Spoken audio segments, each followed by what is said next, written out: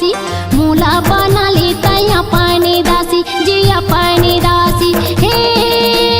गिरपुरी के वासीगा मोर बाबा नाम धराई गुरु घासी छाता पहाड़ बिराजेगा मोर बाबा नाम धराई गुरु घासी हे सादा झंडा है निशानीगा मोर बाबा नाम धराए गुरु घासी सादा झंडा है निशानीगा मोर बाबा नाम धराए गुरु घासी गिरपुरी मताए डंका बजा के पूरा दुनिया ला बताए जी दुनिया ला बताए हे सतनामी कुल के तेरा जगा मोर बाबा नाम धराए गुरु घासी तोर चरण माथे नवाऊंगा मोर बाबा नाम धराए गुरु घासी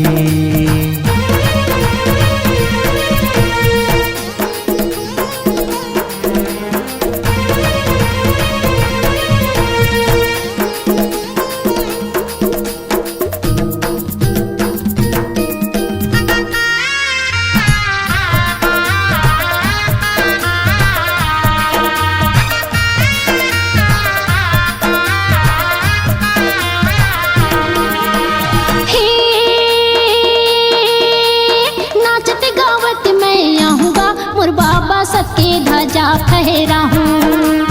नाचत गावत मैं आऊँगा मोर बाबा सबके ध्वजा फहरा हूँ निस दिन महिमाला तोरे मैं गाहूँ निस दिन महिमाला तोरे मैं गाहूँ जी तोरे मैं गाहूँ हे सत्य पुरुष अभिलाषीगा मोर बाबा नाम धराई गुरु घासी सत्य पुरुष अभिलाषीगा मोर बाबा नाम धराई गुरु घासी